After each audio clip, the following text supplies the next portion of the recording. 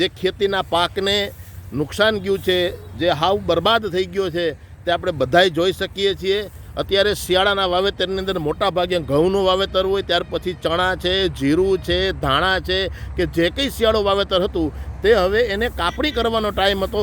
મોઢે આવેલો કોળિયો ખેડૂતોનો જૂટવાઈ ગયો છે. આ તમે જુઓ છો રાજકોટના રિંગ રોડ ઉપરનું જે ખેતર છે ત્યાંના આ ઘઉં છે, જે વધીને 5 થી 7 દિવસની અંદર આ ખેડૂતે ઘઉંને છે ને વાઢીને કાપીને કે મશીનથી ભેગા કરી અને ઘર ભેગા કરવાનો ટાઈમ હતો.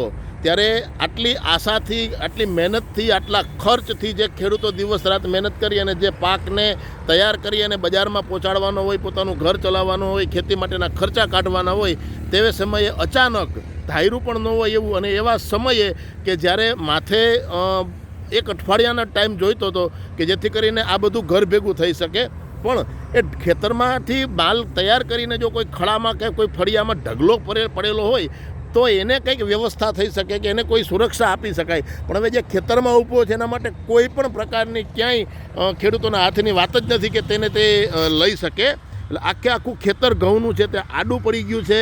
એ ઘઉં છે ને હવે ધોળા થઈ જાય, જેના સફેદ થઈ જાય.